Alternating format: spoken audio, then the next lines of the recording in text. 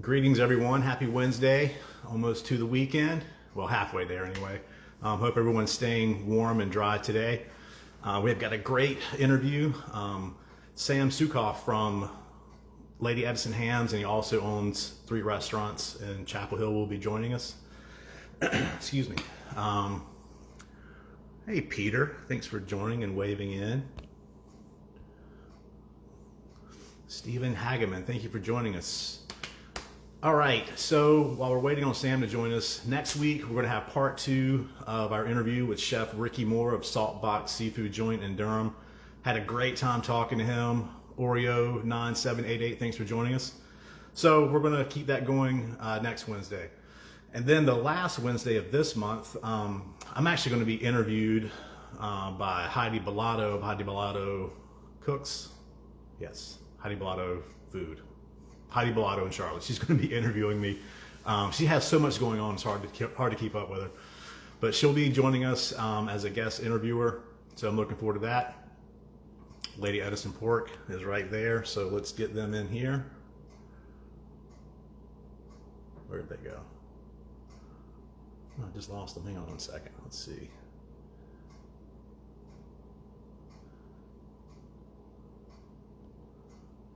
All right. Bring in Sam. Hey, Sam. Deli? Hey. How's it going? Good. Hey, everyone. Sorry, my hair. Everybody, this is didn't have time to fix my hair. I'm sorry. man. I was in the bathroom struggling with mine just now. I'm going for a haircut after this. I'm way overdue. But hey, thanks for joining us, everybody. This is Sam Suchoff. He owns Lady Edison Hams. He owns the Pig in Chapel Hill, your neighborhood bar, and Edison Deli. Sam, thanks for joining us. I appreciate it. Yeah, my pleasure. Thanks for having me on. Cool. Well, tell us, give us a little bit of your background and how you got into the restaurant business. I started working in restaurants here in Chapel Hill, I guess, about 15 years ago. I'd gone to UNC for college and got a degree in math. And after a brief stint in a cubicle, I realized that wasn't for me. So I started working at Open Eye Cafe. And at the time, there was a woman doing French pastries for us. She got a job as the pastry chef at a French restaurant called Dreamcatcher, which was in Timberline. And she said, you're always talking about food. Come, work with me. And so that's how I got started. I was the garde-manger there. And so I was in charge of things like terrines and pâtés. And that's how I, started getting into pork, basically. Yeah. So just gonna go down the line here. Now, the Pig is a barbecue restaurant, but not your typical barbecue restaurant. And the first time I went there, I think I had a duck taco or something like that. And actually, you showed me around the kitchen. You were making your own pork bologna, and that was fantastic. And then you have Deli Edison. I know you guys are curing your pastrami and doing your smoked fish and curing salmon and all that good stuff. And then you have your neighborhood bar where you do kind of small plates and that sort of thing. And then you do so much. You have Lady Edison Ham. So tell us a little. I know I talked about the restaurants a little bit, but tell us about those, kind of when they got started, and how they sort of work together. So all of this got started with the Pig a little over 10 years ago now. The location where the Pig currently is used to be a barbecue place called the Barbecue Joint, run by a couple of guys, Damon and Jonathan. And I worked for them. In fact, I got a job working for them because they were making their own bacon and sausage and all that stuff, and I wanted to learn that. So I had worked for them for a couple of years and was off doing something else when I heard that they were closing. So I got in touch with them and kind of found out what the story was, what their plans were, and they were done with it. And I asked, do you mind if I take a stab at it? And they gave me their blessing. So I worked out a deal with the landlord. All the equipment that was originally in there is still there. Not today, but when I took it over. And in the period between working at the Barbecue Joint and opening the Pig, I was doing some consulting work for NC Choices, where I became familiar with a lot of basically North Carolina's sustainable agriculture network. So I became friends with the North Carolina Natural Hog Growers Association, which is a co-op of North Carolina hog growers. They're all pasture raised, animal welfare approved, and I formed relationships with a couple of different slaughterhouses around here. So when I found out that the barbecue joint was going under, I kind of realized, well, I know where to get local pigs. I know where to do how to get whole pigs, and barbecue is perfect for whole hogs. Because usually, doing whole animals, especially like local sustainable, is kind of tricky. Most places that do it have a rotating menu so that they can use all the different parts and feature them in, different entrees, and I wasn't looking to do that. I wanted something kind of plain and simple, and so if I could throw the whole thing in the smoker, so be it. And so that's how that all started. That's how I started working with the co-op, and then over time I started. Let's see. We were making all of our own bacon, like you said, bologna, all that stuff. And Weaver Street Market approached me and said, "Hey, we'd love to carry something that you make." In order to wholesale a meat product, you need to have the next level up of inspection that most restaurants have. At the restaurant, we're inspected by the county. To wholesale meat product, you have to be inspected by the state. So I worked out a deal with the slaughterhouse, Acre Station Meat Farm, to go ahead and cure out the bacon for me with my recipe. Since they're actually under federal inspection, I can sell that. They can make it for me, send it to me. I can sell it to Weaver Street. I can send it to New York, to California, whatever. And so that was the kind of how I started, kind of parting out the pig, I guess you would say.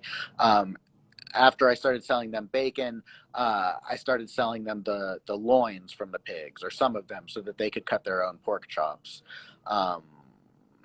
And over time, I would occasionally, if I was heavy in parts, I would sell them to restaurants that I'd worked at. All of this allowed me to buy more pigs. For barbecue, you can do whole hog, you could do shoulder. Parts like the loin are pretty dry for barbecue. They don't help out. They're the most, they're one of the most valuable parts, but not for barbecue. Yeah. So Sam, let me ask you a question really quick. Mm-hmm. Now, at this point, are you Lady Edison, or are you still doing stuff just for the pig and to kind of sell to like local markets? It's complicated. It's the same thing basically. So it started out as the pig, and Lady Edison was really just the country ham that we do. But as I've started wholesaling, and now I work with Cheney Brothers, who's a local distributor, they sell all over North Carolina into South Carolina. All the products that I sell outside of the pig are under the brand Lady Edison. So they're kind of two separate things. And I guess at this point, Lady Edison basically sells the pig its pork. That's kind of the relationship. So now Lady Edison buys whole hogs, directly from the farmer. They send a cut sheet to the slaughterhouse every week and deal with them separately. And then they send some of the pork to the pig. They get Acre Station to cut chops and roasts and stuff like that for Weaver Street. So if you go into Weaver Street, either in Raleigh or Carrboro, Chapel Hill or Hillsborough, all of the raw pork chops and tenderloins, that's all coming from these pigs. So Lady Edison sells that, and then Lady Edison does a couple of collaborations with other producers, like the Country Ham. We've been working on some salami and some other sausages. Yeah, and you guys are, I know you do the cured, lacto fermented kind of sausages, and you guys are starting to do a lot of fresh, like breakfast style sausages as well, correct? Yeah. So we've always made fresh sausages, from the get-go over at the Deli. It's always been our breakfast sausage. I'm not the best at I don't know what it would be, marketing, getting the story across, like, hey, this is amazing stuff that we're making ourselves. I mean, I think in general, the product speaks for itself, and so I'm not really out there saying, making all types of claims, but yeah, we've got the breakfast sausage, which we've been making for a long time, and we just started working with a guy out in Alabama who's doing some lacto fermented salami for us. But he on the last batch, he sent me up some fresh sausage that he makes and was like, hey, I want you to try these. And they are amazing. So he's doing a cheddar jalapeno sausage, a real classic bratwurst, and a really nice Italian sausage that's kind of in between. It's not a sweet Italian. It's not a hot Italian. It does have a little bit of heat, but it really, it's great. And so I'm selling all of that stuff at the Carborough Farmers Market right now. Yeah, and you guys have really grown your, I guess, your catalog of products. I mean, you were talking about loins earlier. I know that you guys are like doing lomo out of the loins, and really using every part of the animal, which is super important. And I know that you kind of spoke on that as far as like the economics of, being in a restaurant and using whole hogs. How important is it? Obviously, it's important, but explain to us why, like you partnered up with the North Carolina Natural Hog Growers Association. How important it is for you to be able to use those animals that are raised naturally and raised on the ground? Well, I mean, I wouldn't be doing this any other way, really. It's, I mean, certainly not everything that we do at the pig is 100%, top sustainable, organic, all that. But with the hogs, it is. I mean, it's the best pork you can get, and it's really supporting, the community, the environment. I live here. I've got a kid. I want him, to live in a happy, healthy community. And I think that by creating and sustaining links that bring people closer to people eating the food, closer to the people who make the food, I think you strengthen that community.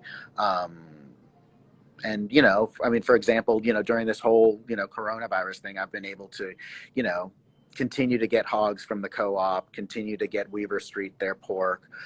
Whereas, these bigger food chains, while they do take advantage of a lot of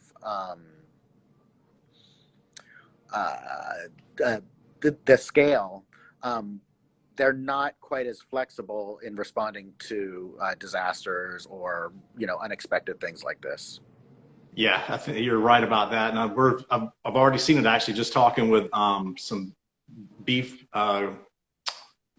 farmers, beef ranchers across the state, and how one of them, Shipley Farms Beef, purchased an old processing facility that was built, I guess, in the late 60s, early 70s, and it sat dormant for a while, but they saw how important that piece could be to their operation. So that's under revitalization right now. And so that's super important. I think we're going to see a lot more smaller processing facilities pop up around the country. So hopefully we don't have that kind of bottlenecking like we did on such a grand scale.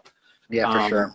Now, the crown jewel of Lady Edison, like you said, are the hams. And you partner with the folks down at Johnson County Hams, correct? Johnson County and Goodnight Brothers. Goodnight Brothers, okay, yeah. So we work with two ham houses. Originally, it was just Johnson County Hams, Rufus Brown. Johnson County then kind of partnered up with Wayne County Hams, Waco Hams, and now George Worrell, who runs that, is kind of in charge of the hams that I've got hanging over there. But over the past year and a half now, we've been sending all of the hams up to Boone, to Goodnight Brothers. And I mean, the cool thing is both ham houses are, run by the third generation of the family that started the ham house. They're all traditional country ham houses. They're not, it's not, someone went over to Italy and learned the craft and came back here and brought it. I mean, this is country ham, for better or worse. I definitely think for better. And yeah, both ham houses have agreed to do a traditional country ham for us, only they're aging them longer, which, in the past, aging a ham a long time wasn't, anything out of the ordinary. As pork has gotten leaner and leaner and leaner, as the kind of consumers have demanded or been have thought that they want something lean. The industry has responded by breeding leaner and leaner pigs, and the fat really, I mean, not only is fat where the flavor is, but I mean, if you don't have fat, whatever you're eating is going to be dry. And so the idea of drying it out even further is just doesn't make sense. Yeah. But fortunately, working with these farmers and these pigs, which are, heritage breed, I mean, I call them heritage breed mutts, but they're a three-way cross of Duroc, Berkshire, and Chester White. So working with these folks, we've got enough intermuscular fat, we've got enough kind of fat covering on the outside. Also, the fact that they're raised outdoors, they're rubbing up against stuff, they've got the sun shining on them. Their skin is significantly thicker than a hog house hog. And so those things put together allow us to age these hams for 2 years, 30 months. I mean, we're going for some pretty long ones right now with Goodnight Brothers. Yeah, it's really cool to see how country ham is. I mean, growing up in this area, like we have, it's always been really important to us. But from a national and even a global scale now, like people are talking about hams, and in particular, your hams, when they're having conversations about prosciutto and serrano, and drawing a blank on the acorn eating hogs in Spain. Oh yeah. But and just to give folks an idea, like your products are not all over the United States, but a lot on the Eastern Seaboard, and you're in some couple places in like Nevada and California, and like big time people are talking about your hams. Tom Colicchio, a lot of people know Chef Colicchio from Top Chef, but way before that he was Gramercy Tavern and Kraft Foods, and David Chang with Momofuku. So that's pretty cool, man. Yeah. Well, certainly, I mean, David Chang has certainly done a lot to bring country ham kind of out of the shadows. He's been serving it on his menus, just kind of as is, with a little bit of their red eye gravy mayo, really kind of giving it a lot of respect, and encouraging people to, take a second and taste it. There's a lot going on with country ham, and it really is its own category. What the Lady Edison country ham is not a prosciutto style country ham or a serrano, or it's a country ham, and it's done in the traditional country ham style. It's just we're using top quality pork. In fact, the pork that we're using now is probably has a lot more in common with what the old timers used to put up as far as hams go. So I think the Lady Edison hams really represent a really true country ham, and it's got a funk that is unique, and kind of the salty tang. I mean, I think country ham gets a reputation for being just kind of like a salt lick, and some country hams are very salty. And in general, country ham is saltier than prosciutto or jamon iberico or any of those. But a well-balanced ham should have enough flavor so that what you're left with after taking a bite of it is a complex, hammy, kind of funky, a little bit musty, and a little bit salty flavor, not just a salt lick. And so, if you start out with a ham that doesn't have much flavor, of course, all you're going to get is the salt. But since we start out with the best, we like to think we get, something pretty unique and fun to eat. Yeah, and it is. I've had your ham many times, and when I was working for Cheney Brothers, before I was a sales rep, I did contract work with them and worked food shows and stuff like that. And I got to hand slice one of your hams at a food show, and I ate a lot of ham that day. It was it was delicious. So, circling back to the restaurants really quick, COVID wise, how are you handling all this, and where are you guys at currently? Well, so the bar, I'm currently sitting in the bar. I can show you guys what the bar looks like in COVID. It's a storage facility right now. We're small, and I wouldn't work behind the bar with the current state of COVID. So I made the decision that I couldn't ask employees. I talked to everyone who worked here, and they all feel the same way. But the pig is open. We're not allowing people in, but we did create a kind of walk-up takeout window, and that's going pretty well. COVID really kind of forced us to modernize in certain ways, like doing online ordering and all that stuff. And it's going all right. I think we're at about 50% of what we were before COVID, which while certainly not great, I think in comparison to industry is okay. We're breaking even. Deli Edison, we are allowing people in to order, but you can't, stay and eat there. And we're doing okay. It was unfortunate timing with the deli. We opened in December, I think. Mm-hmm. So we didn't really have too much time to, get our feet planted in the community and before this came along. But we're doing okay, and people love the bagels. I'm confident that we'll make it through. Yeah, I'm glad that. I know those are tough decisions to make, but I'm happy to hear that you're not putting anybody in jeopardy. And I know with your style of restaurants, unlike with fine dining restaurants, they've had to go through massive changes to get through this. And the Pig and Edison Deli, or Deli Edison rather, or I guess you didn't have to make. I mean, I know it was hard, but not as many changes to kind of, make those pivots a little quicker, I guess. Yeah, no, certainly, we're very fortunate. The style of our food, I mean, it is fast, casual. It's, we haven't had to change. I mean, it's the same menu that it was before COVID hit at the Pig. When it first hit, we really did pull back and did a shortened menu. But, with eating the food at the Pig, it's not about the experience of walking in and seeing all, whatever we've got going on. I mean, we have the smoker. It's fun to see that going, but, the experience is really the food. So lots of restaurants where, you go to relax, have a bottle of wine. I mean, those guys are, they have to change their game, and it's going to continue to be hard for them. And Lady Edison kind of depends on those types of restaurants as far as selling the more valuable parts. The pork chops, for example. I mean, they're not cheap. They're going to, to restaurants that, charge $20, $30 for a main course. And these days, people are more looking to buy, a meal or family meal for four for maybe $60 as opposed to, a fancy dinner for two for $120. It's just different times. And so, fortunately, there's enough demand for pork in other areas that the co-op has found other buyers for their pigs. But it's going to take a while to get things back to normal. Yeah.